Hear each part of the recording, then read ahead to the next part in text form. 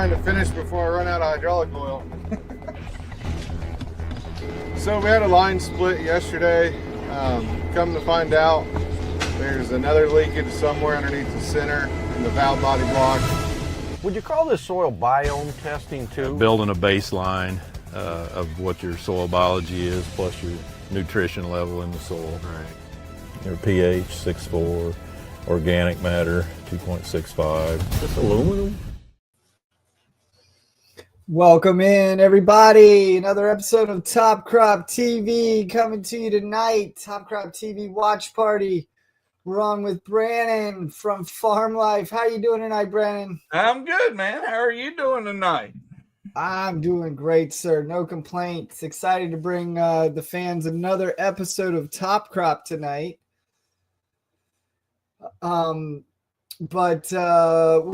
We are excited about this episode coming to you. As you saw there in the preview just before, we've got Corey Atlee finishing up planting, running into some crazy issues with the planter, some hydraulic lines not cooperating there right at the end of planting. Have you ever had anything like that happen, Brandon? Oh, never. We skate through the whole planting season and never have a part fall off the planter, parts blow up. You know, if we could even get through a half a day without that, I would be happy. Right. That was a loaded. That's what we call a loaded question there. Look who's here. Hey, ladies and Russell's gentlemen, in the building. we will introduce the master of the ceremony himself. That's right, Russell Hedrick, the Regen King. Welcome in, sir. What's up? How's it going? I'm tired, boss. We made it through another week. What you been working on over there on the farm? Getting ready for planting. Been cleaning up brush piles and getting ready to go service a tractor, and I think I'm questioning my life choices today. No water lines today? No. Well, no, actually I did. I still got foam on my fingers from earlier. I just finished it. Oh my goodness. We did a live last night, and he was trying to repair 2 water lines during the live. Oh my goodness. Hey, if you work it, it'll work, buddy. That's all I can say. That's a fact. That's right. Keep coming back. Come on. Well, it's a lot to get ready for planting, and you've got more than most to get ready. So you say you're questioning life choices. What makes you question those choices? I don't know. You work 20 hours a day right now, and we're getting a bunch of cleanup work done. But like, you have a plan. I'm going to get this much done today on the farm, and you get 50%. So that next 50% piles up tomorrow, and then you only get 50% of that. So now you're 75% behind. This cleanup mess is for the birds. And that's not counting any breakdowns, Russell. Exactly. Fire department tried to shut me down today. One of my neighbors was complaining about the smoke. What do you do? No. Yeah, and they have issued fire warnings for us. So I can just, and they say up there around McDowell County, they're having fires. Yeah, it's pretty bad up there near Back Cave. But I mean, we made small piles and got the excavator out there, and I'm working on them, and it is what it is. You got to get it done. I mean, we ain't got no time to wait. Yeah, it's getting warm. I've noticed it's getting warmer, making me think spring's going to be here pretty soon. We were 67 here yesterday. Yeah. Wow. Yeah. Russell, how far out are you before you start on the planter? 2 weeks. It's not much time. No, that's what I'm saying. That's why every day I'm getting stuff ready to go for it. Luckily, we ain't got a lot to do on them. I mean, we do enough maintenance every year that we very rarely have big breakdowns. We just, keep it maintained. 2 weeks. That's going to put you right near the farm machinery show. Are you still going to be able to go to that, you think? Yeah, I've actually got to go meet with some representatives the 11th, and then I'll head up there the 12th and 13th. Okay. That'll be good. We'll see you up there. And then are we going to be able to catch you down at the Southern Farm Show in North Carolina this coming week? Depends on the day. We'll probably be there Thursday or Friday. Okay. We might miss you then. I might be Yeah. there Wednesday. It's all good. Well, Brandon, y'all ain't too far out either. You better start getting on that planner. That's a fact. We were talking about that today. I think we've got bearings to change on almost every road now. And that's very first thing we're talking about. And knowing our luck, it won't come out till the week before we start planting. And then we'll be in the mad rush panic to get all 3 planters ready to go. And you guys are in Georgia, right, Brandon? That's Yeah. pretty far south there. We'll start on corn where we're at. We'll start on corn probably the first week of March, second week of March. Man, don't you lie. Every year, my neighbors say that, and every year, there's one guy down there. Valentine's Day, he'll be planting corn. We have one next door to us that does it every year. Valentine's Day or a couple of days after, he's out there sticking corn in the ground. Yep. And then he complains because it snows or we get freeze that,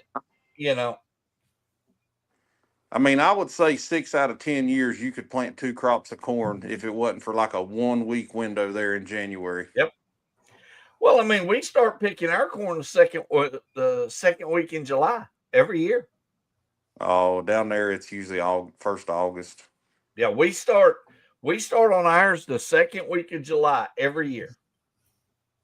So are we not planting beans first down there? No, our beans don't go in until May. Yeah, if you plant too early. We go corn first. We go corn first, peanuts, and then beans. And when we start picking corn on our farm, when we start picking corn in July, the combines will not stop until November. Oh, wow. Yeah. That's a serious stretch there. Well, we can only, because we grow for seed over there, you can't dry any of the seed. It can't go through a dryer. So you can only pick so many bushels a day that you can process, and that's it. Gotcha.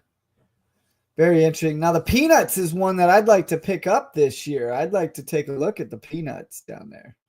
Well, we do it. Yeah.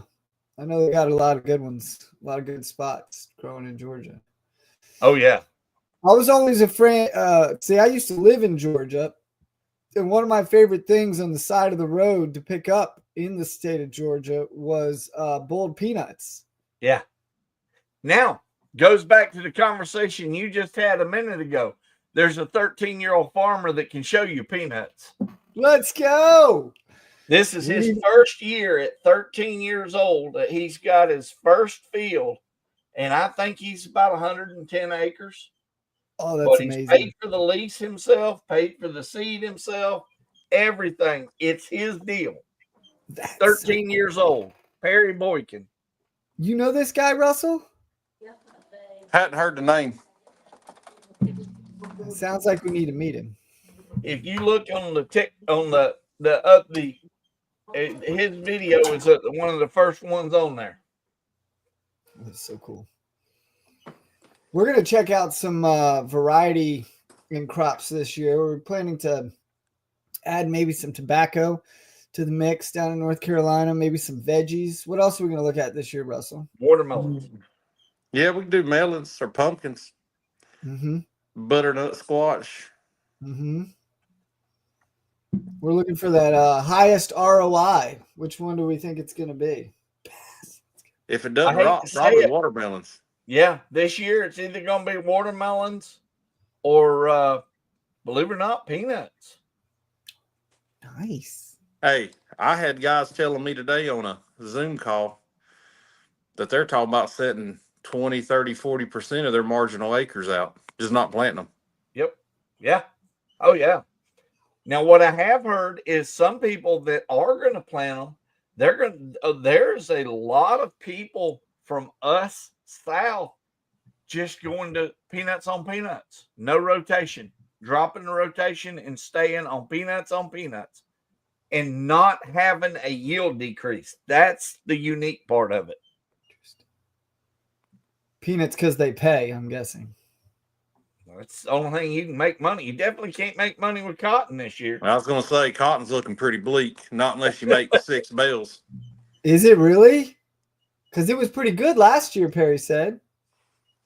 Let me see where it's at price wise.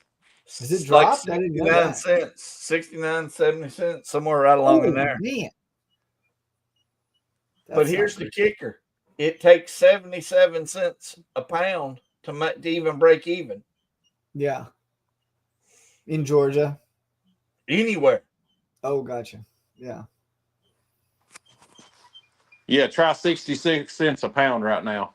It dropped that far today, Russell? Yeah, it's a 66. Is it because it did too well last year? What's the story there? That's wild. Cotton's just one of them weird things. So the way I figured up cotton is I told a buddy of mine, Zeb, I wanted to grow it one time.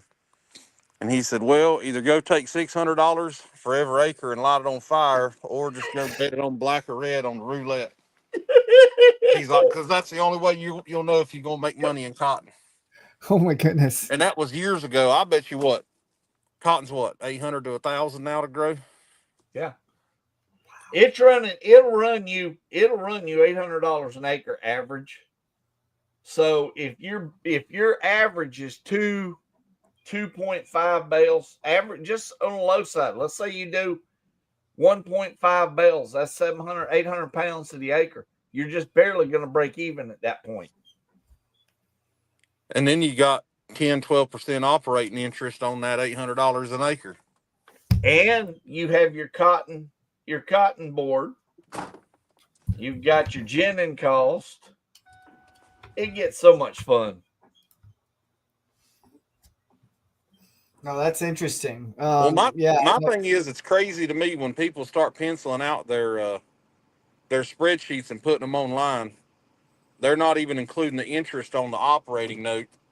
And if they did, they were losing money before they borrowed it.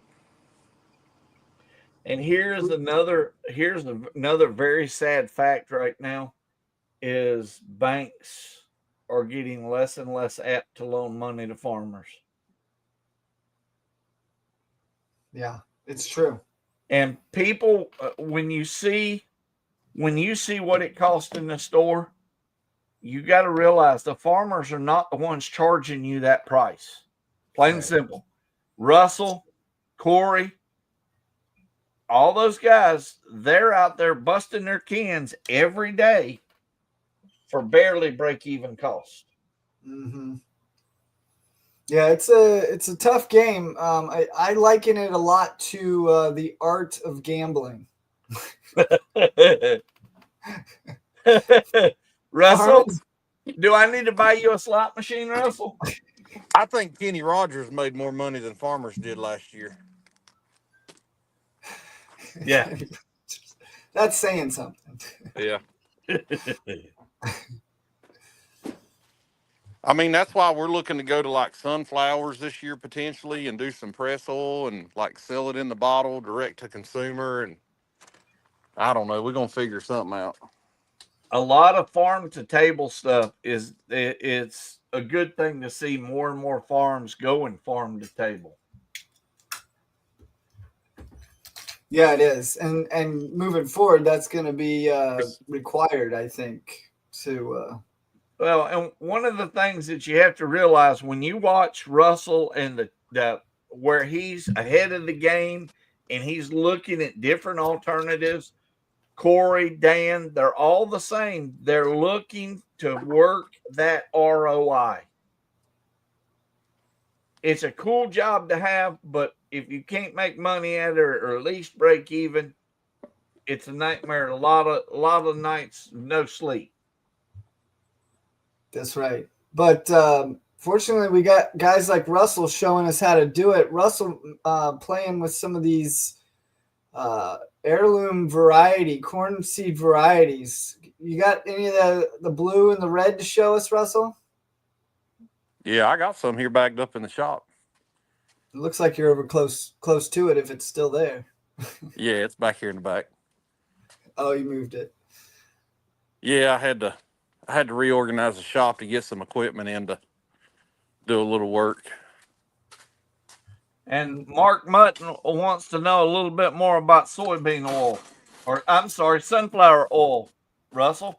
I got a buddy of mine that he does cold press and presses out the oil, and then we feed the soybean cake back to cattle. But essentially, 8-ounce bottle is $7. I mean, that ain't bad margins. It sounds like it might pencil out. There's some of the red corn. Yes, this is such a treat, friends. If you haven't seen this before, this is tell us about this hybrid, Russell. So this one here is actually a Bloody Butcher. It's a red corn. It was bred. I want to say it was bred in Virginia because Jimmy Red was bred in South Carolina. But crude protein will run 10, 12%. I mean, you can make a livestock ration out of it with nothing added. And then this right here, that's the blue corn. Now that's pretty rare right there. Look at the size of those kernels. And that blue corn, it's been running 12, 14% crude protein. So, you know, when you can start talking about making livestock rations and without having to add soybean meal or stuff like that, you can start on your cost of production on livestock pretty good. Yeah, you can. Yeah, you can. But now, and it makes some of the finest bourbon you'll ever drink, and it makes some of the best cornmeal and grits. And man, them grits are good too. I bet they are. Well, the funny thing is, when we first started making them, we had a boy call me that bought some, and he said, "Man, there's something wrong with your grits." And I said, "Why is that?" And he said, "Well, it took me about 40 minutes to make them." And I said, "No, that's just how you make real grits, not instant grits." That's hilarious. Now, you know, Russell, we're talking about we're going to go in looking at we're looking at tonight's show. Coming through last year, you guys had a lot of hurdles coming in through last year, didn't you? Yeah. Drought, 60 days. Well, it was too wet, and then it was drought for 60 days. And then we had a little bit of rain, and like a little bit of hope came back. I think Mother Nature was just toying with us. I swear, I'm telling you, man, 2024 will be the year I probably. Yeah. I mean, we went halfway through the line, it'll be 2024, and then whenever I die. Well, I mean, we went through 60 days of drought, and it was seriously drought. Then we get that little bit of rain, then it gets hot again, and then here comes Debbie. And we got 18 inches of rain. We got 18 inches of rain in 6 hours. That wonders on your corn crop and your peanuts. And there was a lot of guys, I'm pretty sure, just defoliated cotton. Oh, yeah. I actually have a video talking about little Perry walking in a soybean in a peanut field up to his waist in water. That's crazy. Yeah, we got an episode coming. You talk about Perry, you said, Brandon? Yeah, I was talking about my Perry, but yeah. Oh, different Perry. Just kidding. Well, let's talk about Perry. Let's talk about Perry Galloway while we're doing it. He had the same trials that we all had this year.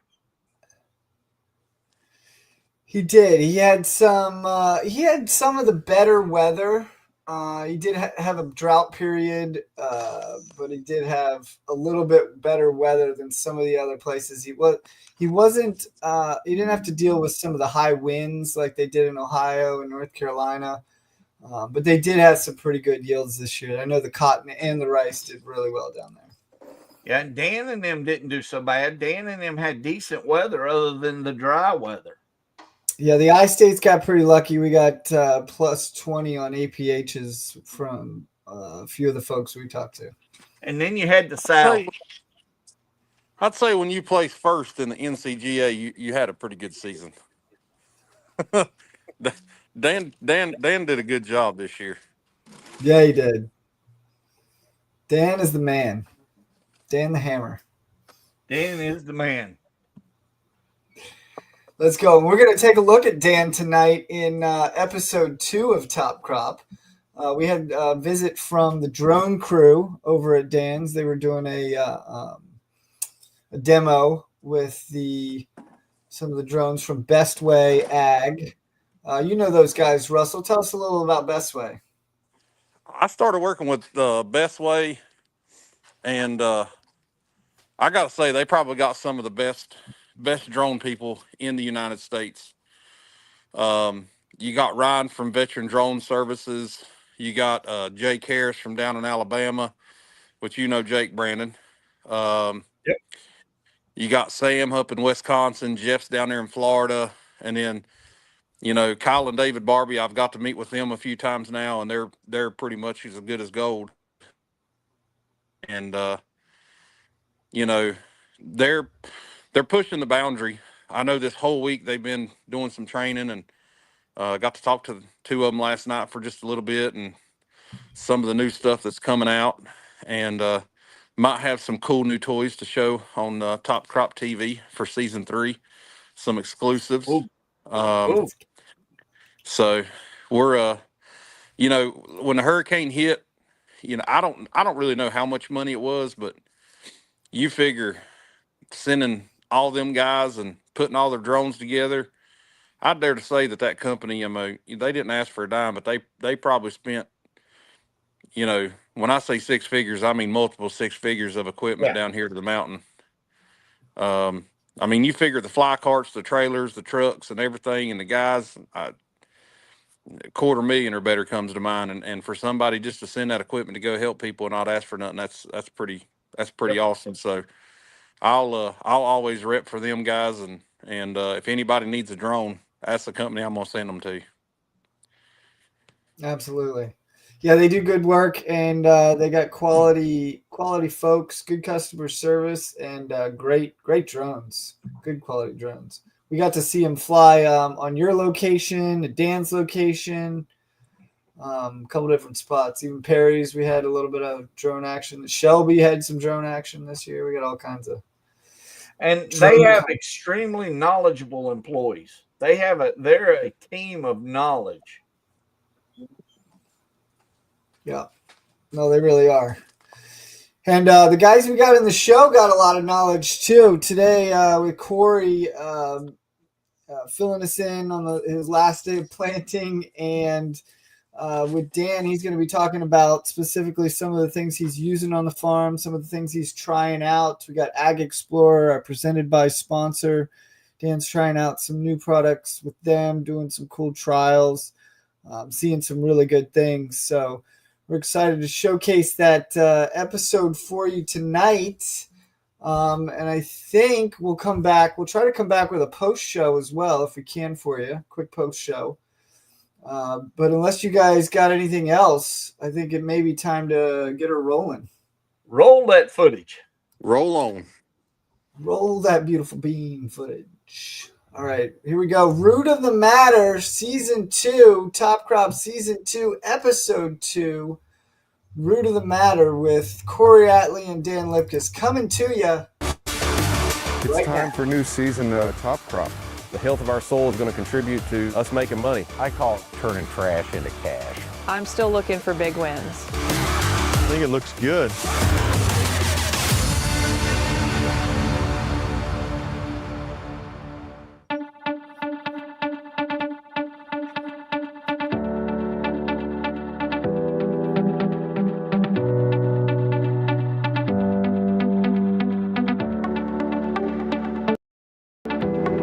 to season 2 of Top Crop. We are off to a great start in this 2024 season. It is May 2nd and we are wrapping up all the planting.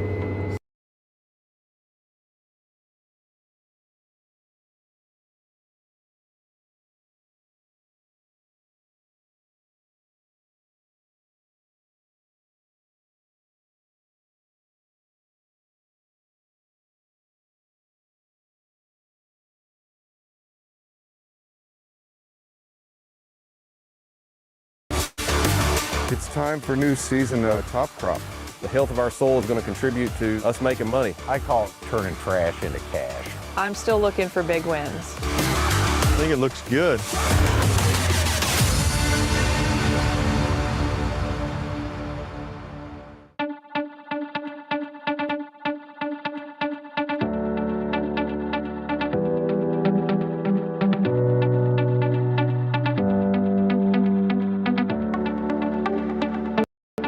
Welcome to season 2 of Top Crop. We are off to a great start in this 2024 season. It is May 2nd and we are wrapping up all the planting. So we are tickled to death. We're in the last farm, last field. We're about to be done. It's been a great year, great weather. Couldn't ask for any better conditions. It's almost 90 degrees outside right now. We got more rain coming in tomorrow. So right now we're very blessed, very happy. I'm Corey Alley, talking to you guys from Jamestown, Ohio, and we are here on our last farm finishing up planting for 2024. We're all excited. This year we're trying a couple new products. One from Ag Explorer, their Octane. It is a sugar product, and we're running that on every acre this year on corn and soybeans. Really looking forward to good things. We tried it the last 2 years. We've seen good results with it. So that's something that we've added to our full program. Something else we're trying this year that's a little bit different is a product called Fish. So it is a bunch of different biologicals and food for it. So it's going to be interesting to see how that pans out. This is my first year trying it. But we got a trial on both corn and beans this year, so really looking forward to it. Okay. You just ran out, didn't you?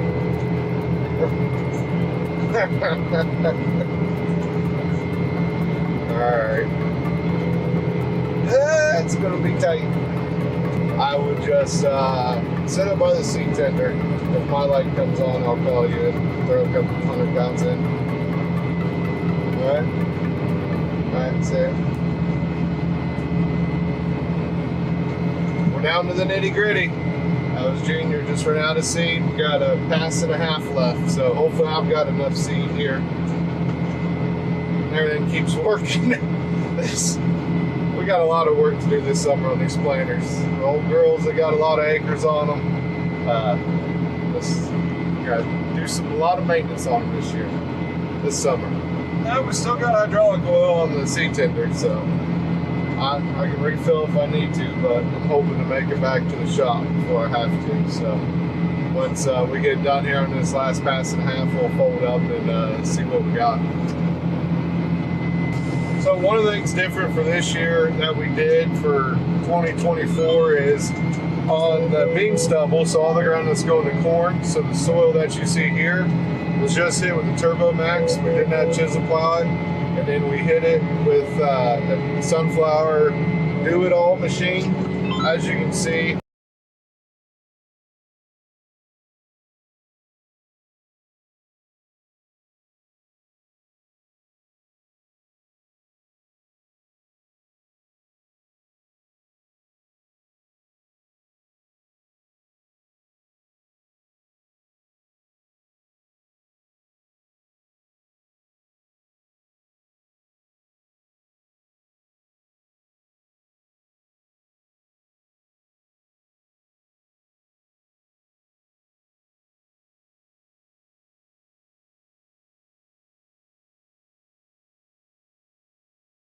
last year that went to bean ground. We hit with a turbo till, and that was it. We went right into it and planted it. So it had no spring tillage, planted nicely. Really happy with everything. Where we did some trials with the Bednar machine, it was a little bit more.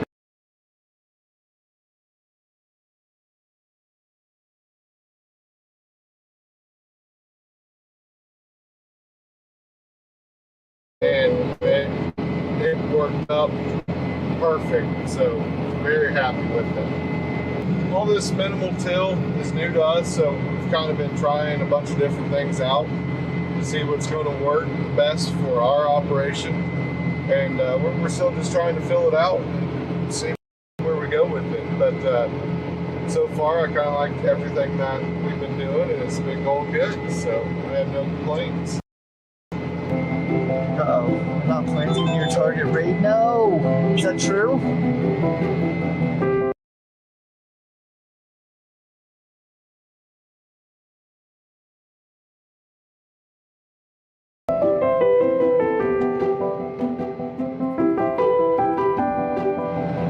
I'm out. Yep.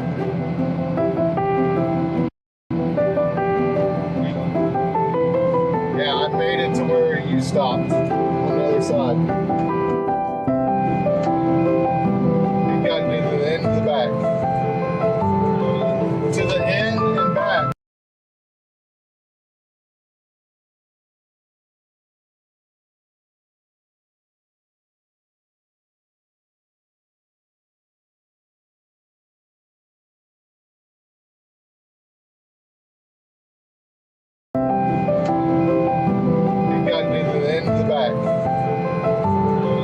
To the end and back from where you stopped. All right?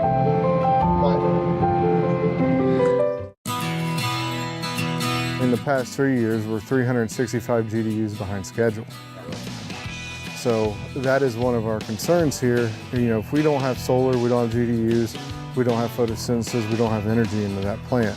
So that's where, when you guys approached about Architect and being able to add that on at that V5 time frame, I was really excited for it. Definitely looks like it's doing its job here. I'm excited to take it to yield and see if we can't get it on every acre next year. Fungicide we're using is Veltima, because our 3rd year with it. It's been working great. There has been some tar spot already spotted in northern Ohio. Normally we've already flown all this corn, but we was able to wait until July 26th today. It's already past blister stage, starting to fill out already. Clearly we've been able to keep disease pressure away, and Veltima should protect us all the way through the rest of the season. We've been very happy with the roadability. They've been very smooth on the road, not bouncy. They don't have the loud sprayer noise. So we're going to be putting a lot of high road miles, a lot of heat in the summertime. So we're really excited to see that, and the less compaction, our clay soils getting over it, and sometimes even tougher conditions. We have a very aggressive warranty on these. They're 7 years. It even covers field hazard and stubble protection, which means that, COT really does feel we have a great quality tire, and we're standing behind that. Cornstalk stubble is extremely hard on tires, so that's really good for us.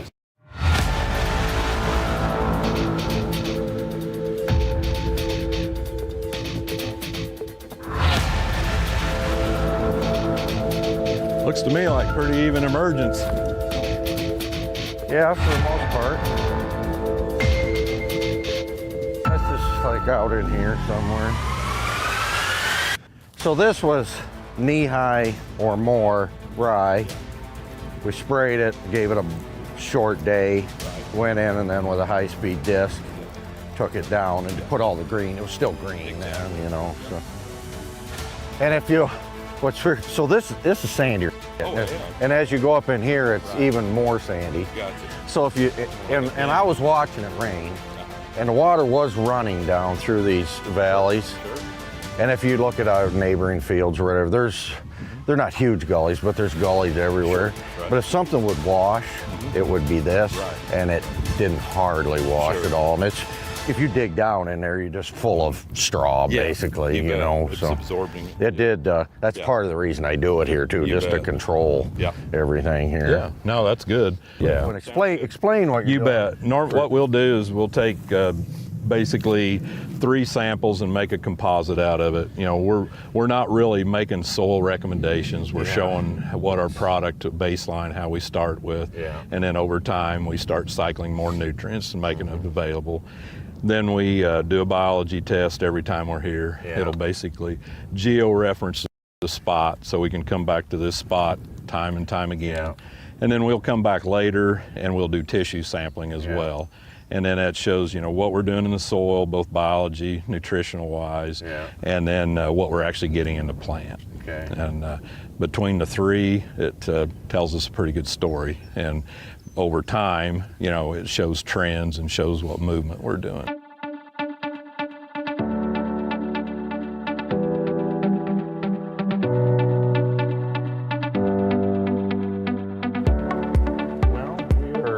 Would you call this soil biome testing too? I mean, we're doing both. We're basically testing, you know, how our product works versus where it's not used, building a baseline of what your soil biology is, plus your nutrition level in the soil. That, you know, here's your home farm, and these are points. These are points I just took. This is up here. We took 4 cores up here. There were 3 at 6 inches and 1 at 12 inches. And you can hit that, and then it'll pull up and gives you your 4-digit code, the date and time. And then we'll pull this up here, and it's gives you the bulk density, pH, organic matter, carbon, your CEC, and then all your macro and micros. And they're in parts per million, so times 2 to get pounds per acre. So just while you're on this, so like this soil isn't that high a CEC, but we keep putting all this manures, and you see how like green manure I did see that. See, I think that relates. I think it's pulling that up. It does. You know, if it was just straight sand, that would show lower, but with that organic matter in there, I think it's raising. It is, no question. Yep, the higher which is a good thing. It is, exactly. More water holding capacity and better. It's like a parking garage for nutrients. The more lanes you got in a garage, the more nutrition you can hold. So this is showing all their parts per million of stuff. Yeah. Here's your potassium. So double that. Pretty good. Phosphorus, Bray 1, P1, so you got 82 pounds available. Sulfur looks pretty good. Zinc looks good. Let's see, potassium, we already did that. There's your nitrogen showing right now. Probably doesn't have a lot right now on it, does it? If you were in the center of the row, I mean, like we banded the row, where did you? I just got it in the furrow, off about 3 or 4 inches. Well, that's right where one of the bands was. So, Gotcha. Should be, but we've had enough rain, it might have washed half of it gone by now. But and then we can go in here and it gives you your geo-reference, and then we'll put notes on it to tag it where it was taken and everything. Well, that's pretty cool.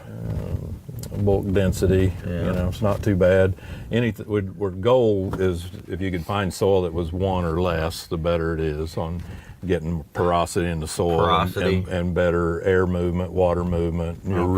Your roots are less restricted the lower the number. Was worked ground going to just show that a lower number? A little bit, but not necessarily. Not a lot. Not especially after we've got, you know, some rain and stuff on it. It's going to fill back up, but it will show your pH 6.4, organic matter 2.65. This aluminum? Yeah, aluminum. That seems awfully high. It is, but it shows up high everywhere. It does. It does. Now on a regular soil test, I've never noticed it being that high, but I wonder why this one's showing it that high. I mean, that seems pretty high. It does to me too. And aluminum's not a good thing. It's not. No, I agree. You don't want any of it if you can keep from it, unless you got a mine. Right. But so that might be something needs. I don't know how you address it. You really can't address it that I know of. So far, wherever I've tested, it's been high. It seems like. In the 10-state area. We try to keep from putting anything that has any of that in it. You know, the manure's probably got some, but it'd have a little bit, yeah. So I don't know if it's naturally occurring or it's common stuff we've applied over the years. You know, I think it's a combination of things. I think some's in the atmosphere as well. So anyway, that's kind of that part of it. So this is Organics with deep injection. This is Organics with dry over the top. And it should be 18 rows to the next flag. And this is our Organics with dry fertilizer broadcast. The plant health is definitely better. We're seeing the first lower leaf is starting to stress a little bit. Here we might have been 1 or 2 leaves below the ear leaf that's already started to drop off and brown up. So I mean, the crop stress is a lot less where we had the organics. Another thing that we're doing, the sugars, octane. We gotta have that sugar. We gotta have the kelpine for the stress mitigation. And then the big one, something we found out just 2 years ago, we've been toying with and we found it consistent.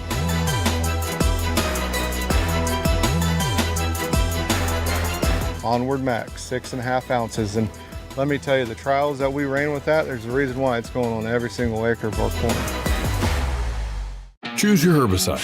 Choose your pest protection. Choose AgVenture. The latest trait technologies featuring the power of the Enlist weed control system, plus the quality and service you know and trust. Produce more bushels with 4-Seed Enlist and PowerCore Enlist corn from AgVenture. Visit agventure.com/corn traits to get a whole farm solution with the latest corn traits.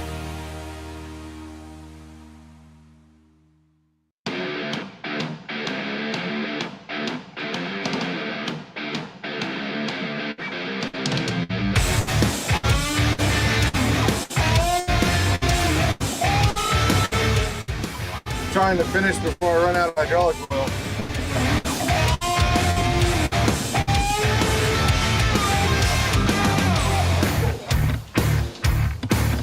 So we had a line split yesterday. Come to find out, there's another leakage somewhere underneath the center in the valve body block. It controls my lift and lower. Yeah. Yeah, it's that big of a leak. Kind of separate.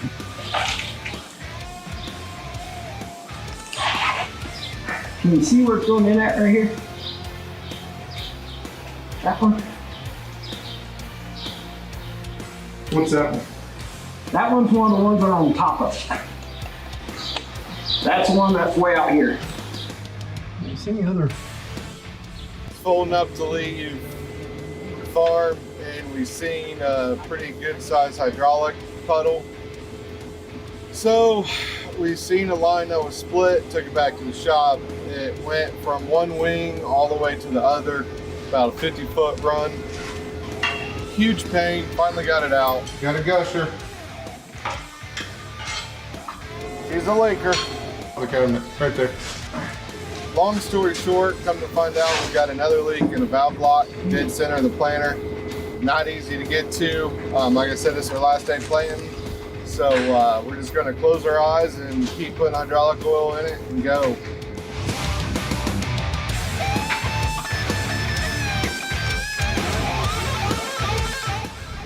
I think it comes on the backside. I gotta narrow down to 2 possible ones. 2 possible? Mm-hmm. All right. We're getting somewhere. There you go. Case it. Not breaking everything else in sight.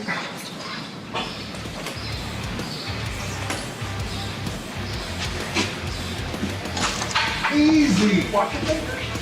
Go.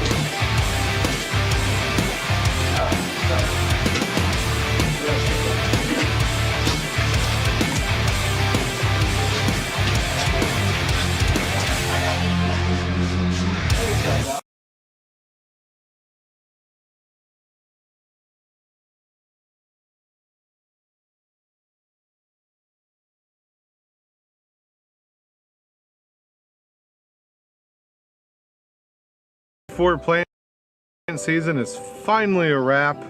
The old girl made it back here. We had enough hydraulic oil to make it back to the shop. Junior's planter's got some issues. My planter's definitely got some issues. Crossed a lot of acres in a short amount of time, but luckily it's all over with and everybody had a safe planting season. Now it's on to Mother Nature. Hopefully she comes up here in the next few days. We'll get some good weather and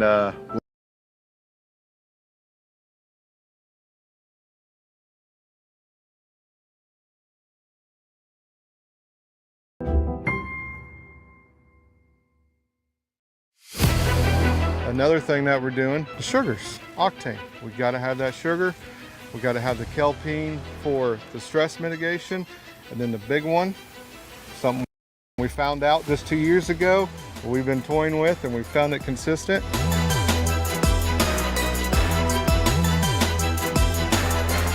Onward Max, 6.5 ounces. And let me tell you, the trials that we ran with that, there's a reason why it's going on every single acre of our corn.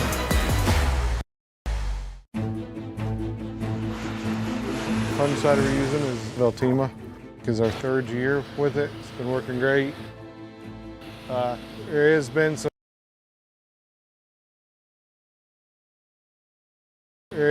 some tar spot already spotted in northern Ohio. Normally we've already flown all this corn, but we was able to wait until July 26th today. It's already past blister stage, starting to fill out already. We've been able to keep disease pressure away, and the Veltima should protect us all the way through the rest of the season. Wheels are turning. Top Crop, hey, we're gonna show our plant and tractor and the tires that we decided to use on it. We got a Deere 8370R, and obviously, you know, we're pulling a 24-row high speed, so we need to put all the horsepower to the ground, and we needed something that could carry a lot of weight. We're carrying these big tanks full of fertilizer. So Seat had a tire that had a high load carrying, weight carrying capacity, and also I really liked their tread depth. So we looked at that and ended up deciding to put them on the tractor, both front and rear. So noted the roadability of this was perfect. You know, these tractors run 26, 27 miles an hour, carrying weight or no weight, and I had no issues. It felt good and smooth, no hopping, no vibration, really smooth set of tires. They got something figured out with a rubber compound or however they're doing it, but really like the roadability. So Seat is a company I didn't know a lot about, but after researching them, looks like you know, they're up and coming and got a really good tire. Something else I'm really looking at when I look at new tires, I mean, just this tread depth, right? I mean, look how deep these bars are. That's, you know, they're that deep. That's a lot of wear. That gives you a lot of hours of use. You know, on a tractor this size, it all depends. A lot is just how much you rode, go up and down the road, but you know, 2,500 hours a set of tires ought to do easily, you know, unless you're just roading all the time, and that's kind of hard on them. But you know, 3,000 hours, lots of times for a tractor needs a set of tires. So it's quite a while. So if you're going to make a purchase on a set of tires, you might as well get the ones you're going to like. We actually, before too long, are going to need a set of what we call our skinnies on the big New Holland sprayer, and we're definitely going to look at Seat on those also. That's probably the next set of tires that we're going to need. Well, the skinnies are just fit down between the row better. The floaters, you know, are more for like pre-applications, you know, with fertilizer and chems before you plant. Not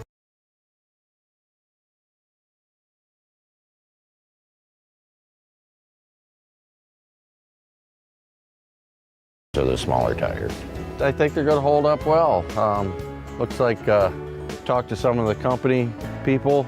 They were real happy and knowledgeable trying to find us the right tire, because I had something kind of, a little unique, just because I wanted, you know, more weight carrying capacity than like a competitive tire would do. So they found the right ones for me, and we put them on. Between the weight carrying capacity and the tread depth, they seemed like a good choice for us, and that's what we put on. So you might want to take a look at them. Not everybody's heard of them.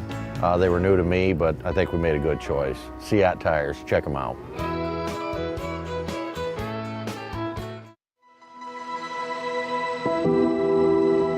Hey, top croppers. Always showing the stuff we're doing, right, on some of the products we're using.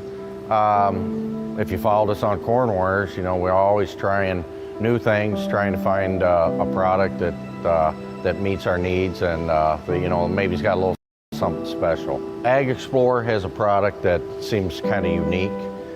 this adrenaline product.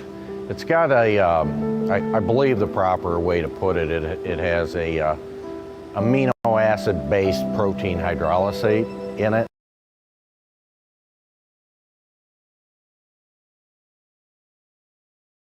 Hydrolysate, and there's some fulvic acids, and they call some of their, I don't know if it's insert technology or something they call it. It's basically as a starter fertility system amendment, or to enhance it, probably an enhancement would be the right way to put it, just to help everything work better, to get the roots to take off. You know, that's the biggest thing with a starter, is to really get the roots up and going. So adrenaline looks like it's going to be a pretty good product for them and for us, I hope.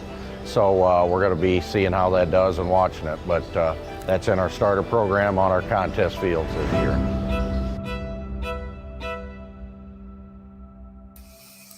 There we have it, ladies and gentlemen. Episode 2 of Season 2 of Top Crop.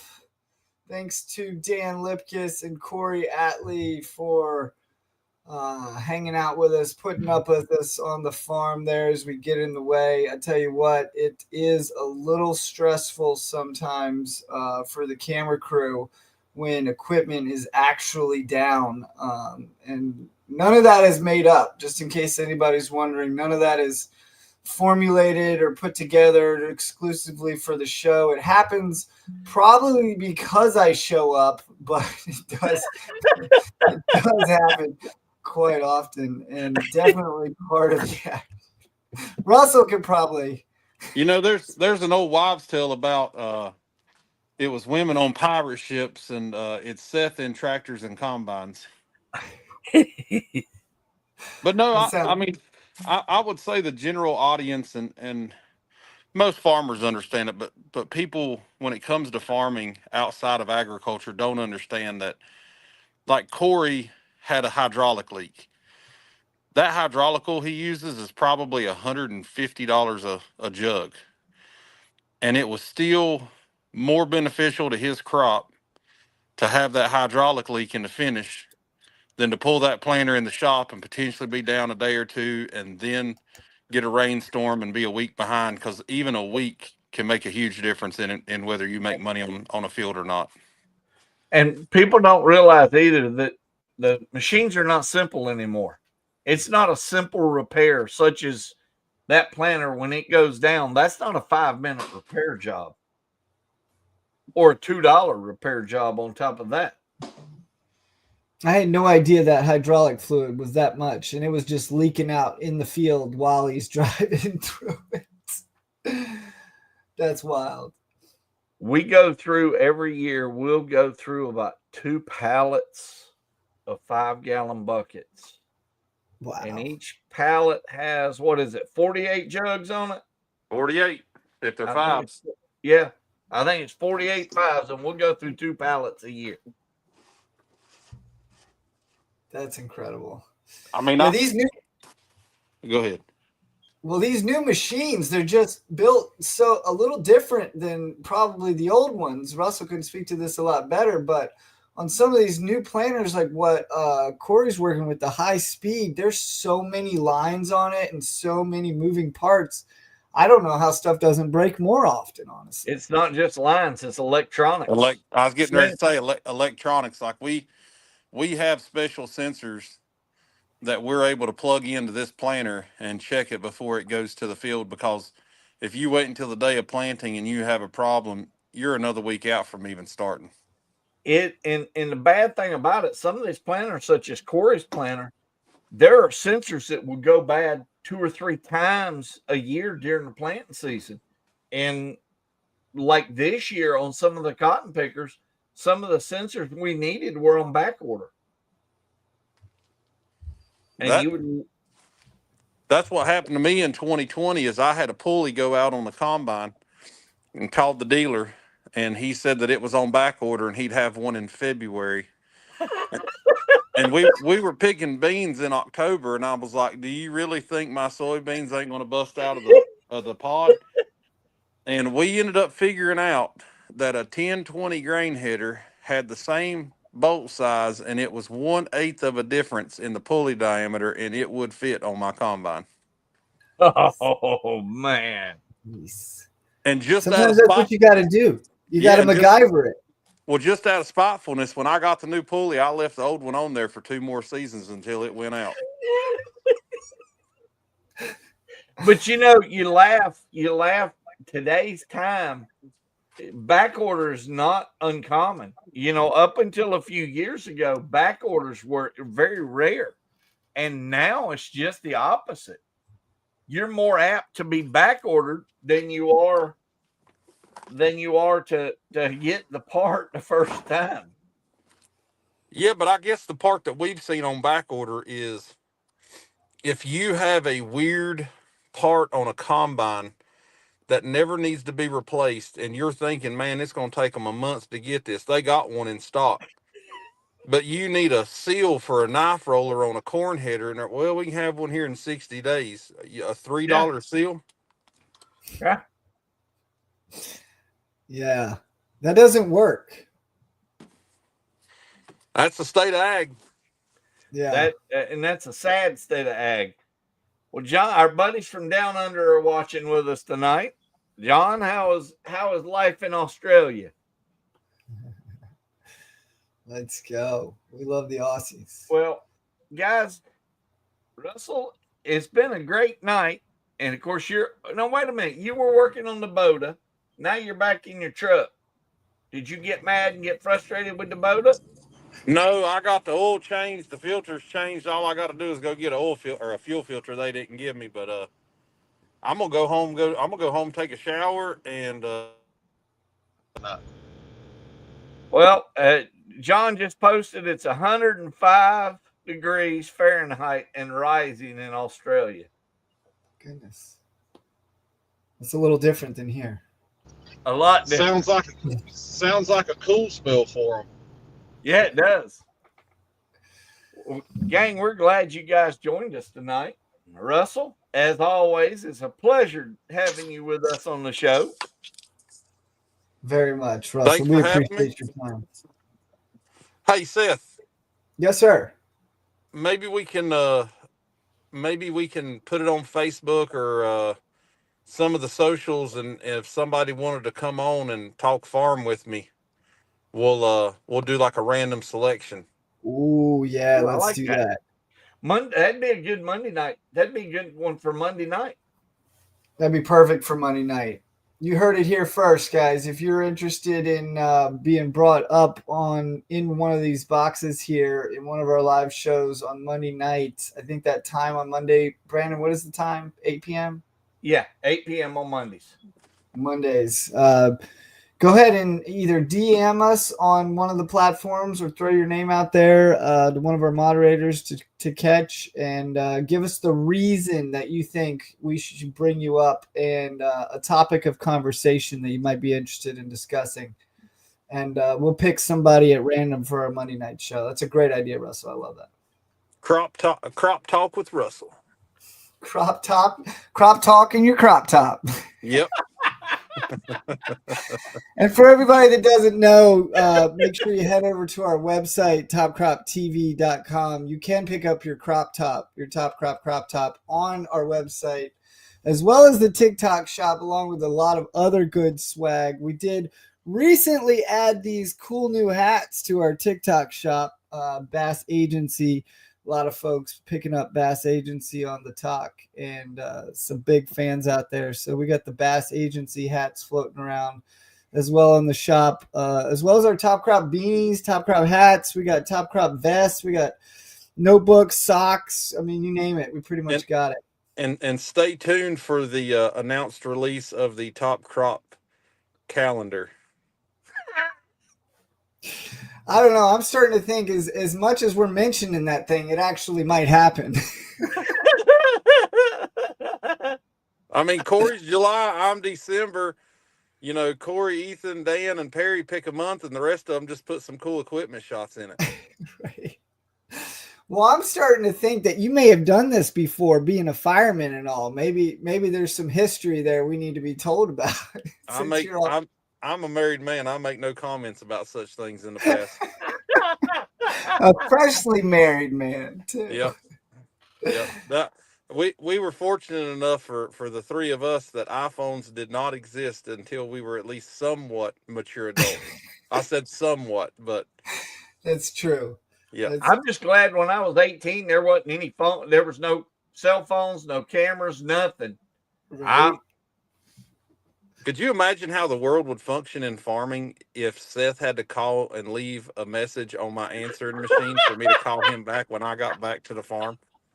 For me to know when to be there for the right timing for the shot. Yeah. That'd be wild. Well, you could have had a beeper. He could beep you. Hey, I had a beeper, and I only had it for a month because if you look at your phone, MOM is 666. And my mom was paging me to call mom, but it just kept coming across 666.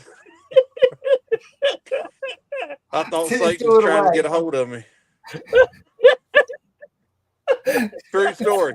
Happened in 2001. Oh, that's hilarious. That's about the time I got a pager. Maybe just before that, actually. Yep. Motorola.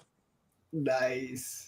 I had a pager, and this is how bad it was. In 84, I had a pager and an answering machine at the house. And I don't think I ever listened to the answering machine, but maybe once a month. Oh, wait, I don't do that now. Yeah, answering machines hardly exist anymore. I mean, Russell called me the other day. You don't have a voicemail on your phone. I'm like, no. Who needs to talk to anybody? Just text me. Do people still check voicemails on phones anymore? I don't. I don't. I do. I do when I get off the plane. That's about the only time. Right. That's true. That's fair. Well, listen, guys, it was a good show, and be sure to reach out if you want to come up here, and we'll talk farm. Let's go. We're gonna pick somebody for Monday. That's gonna be exciting. Well, we appreciate y'all tuning in. Make sure you check us on all the socials. Pick us up on Thursdays at 5 p.m. on RFD TV. Don't miss it every week. Make sure you set your DVR. Appreciate you sticking in there with us on some of the platforms. We were having some technical issues with the glitching. I don't know what that was about. Hopefully we get that ironed out before Monday. We were going to all the platforms tonight, so might have been pushing the limits, and I appreciate y'all's patience. Brandon, thank you so much for helping out, letting us use your StreamYard, your channels. You're so awesome, brother. I appreciate you. We have a good time. We do have a good time. And Russell, the king of Regen, making it happen down there in North Carolina against all odds. We can't do it without you, brother. I appreciate all you do as well. I'll catch you boys next time. We'll see you on the flip side. Ag Explorer, our presented by sponsor in association with BASF. All the good sponsors tonight that you saw on the show. We're so grateful for all of you helping us make the shows.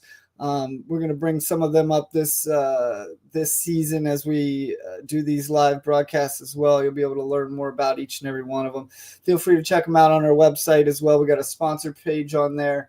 And thank you for all our mods and all the channels. I want to mention big special shout out to all our mods on the talk and all the other channels handling the rooms tonight and making sure everything happened. It warms my heart. We have such a good community of people, and just really blessed to be able to bring you guys some quality agritainment. And something that I have got to say, there are a great group of mods that do this, and it takes a team to put this together.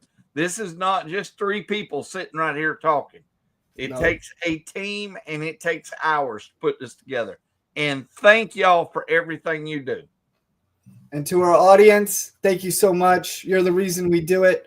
We'll see you on the next one. God bless.